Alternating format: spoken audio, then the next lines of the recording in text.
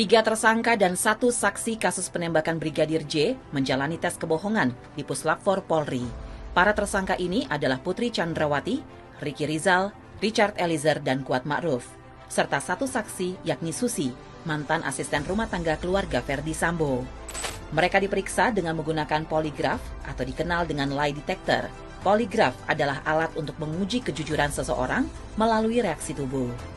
Poligraf juga dikenal sebagai psychological deception detection atau pendeteksi kebohongan seseorang melalui gejala psikis yang membangkitkan reaksi fisiologis atau reaksi tubuh.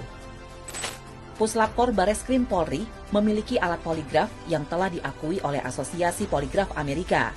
Alat produksi Kanada tahun 2019 ini memiliki tingkat akurasi hingga 93% dan sudah memiliki standar ISO IEC 17025. Teknik poligraf yang digunakan Puslapfor Polri membatasi 3 hal, yakni sensor untuk jantung, sensor untuk kelenjar keringat, dan sensor untuk pernafasan. Pemeriksa poligraf harus seseorang yang tersertifikasi dan telah mengikuti pelatihan untuk memenuhi syarat ketentuan sesuai dengan standar operasional prosedur Asosiasi Poligraf Amerika. Saat pemeriksaan poligraf, ada beberapa kriteria yang harus dilakukan, yakni pemilihan metode atau teknik pertanyaan yang akan dilakukan. Tim Puslapfor Polri menggunakan metode yang merujuk pada penelitian yang dilakukan di Universitas Utah, Amerika Serikat, yaitu Utah ZCT, dengan menggunakan teknik pertanyaan pembanding.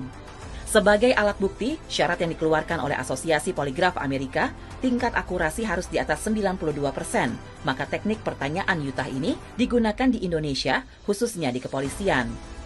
Adapun fungsi poligraf yaitu untuk mendapatkan kejujuran seseorang secara profesional, mendeteksi seseorang melakukan kebohongan untuk membuktikan ketidakbersalahan, untuk membersihkan nama baik, dan menyelesaikan permasalahan dengan segera, serta investigasi kasus kejahatan dan pre-employment screening.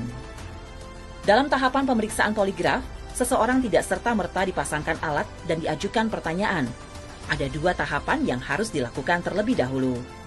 Tahap pertama, terperiksa akan diwawancara terlebih dahulu oleh pemeriksa. Wawancara ini bertujuan untuk memastikan kesiapan subjek secara jasmani dan rohani, membangun hubungan untuk menyamakan bahasa dan empati, mengetahui latar belakang sosial terperiksa, menjelaskan prinsip kerja alat. Pemeriksa kemudian mempelajari terperiksa dan bahasa tubuh terperiksa, menyamakan persepsi kedudukan kasus, dan mempersiapkan pertanyaan dalam tes. Setelah itu, baru dilakukan pemeriksaan poligraf. Namun sebelumnya, pemeriksa akan menanyakan kesediaan terperiksa untuk dipasangi alat poligraf. Ini merupakan prosedur yang dilakukan dengan tetap menjunjung prinsip hak asasi manusia.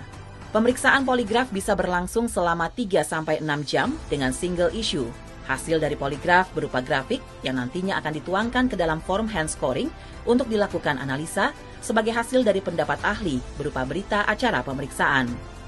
Inilah salah satu metode scientific crime investigation yang digunakan Polri untuk mengusut kasus penembakan Brigadir J secara transparan dan profesional.